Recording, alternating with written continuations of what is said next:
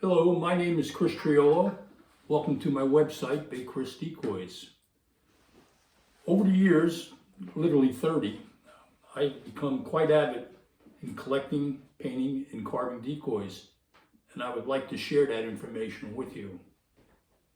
There's a process that is actually individual by nature. Everybody has their own way of doing it. And this video is going to these videos are going to show you how I do things. Again, it's my system. We're going to learn how, in various videos, how to take a block of wood, which is what we'll start with, create an actual decoy out of that block of wood, and then paint it where it will eventually look like this. There's all different kind of ways of doing that. One of the big primary steps, and probably the first video, will be how to put the eyes in the head of the decoy. That's the critical part of a decoy, is the eyes, as people say. The eyes have it.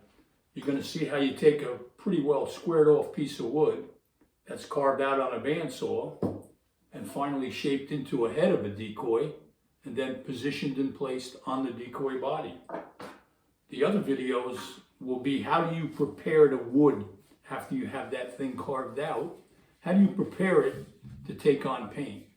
There's several steps involved in that process, and I will cover them in subsequent videos. One of the primary things is to get a pattern or a blueprint on that bird. You can see on here, I have feathers kind of painted in here. I'll show you how you do that and how you keep them as a blueprint after you seal the bird. The final step will be, do you want that bird to be perfectly smooth, or do you want to add some detail to it? As you can see on this decoy, the tail feathers here are carved out. These feathers are raised. The wings are actually raised a little bit. It's what you call detailing the bird. Makes it a little more striking, makes it look a little more interesting as a decoy. So we will learn how to do all of these things over the next 2 or 3 different videos. And that's about it. And again, you got to do things to learn really how to do them. I've always said, you learn by reading, or seeing or doing, but the best thing is to do things. I've learned by doing. I started out by reading a ton of material on decoys. I've attended all kinds of decoy shows, talked to all kinds of carvers and painters, attended all kinds of seminars, and I've come up with my own way of doing things. Painting is the critical part of that process.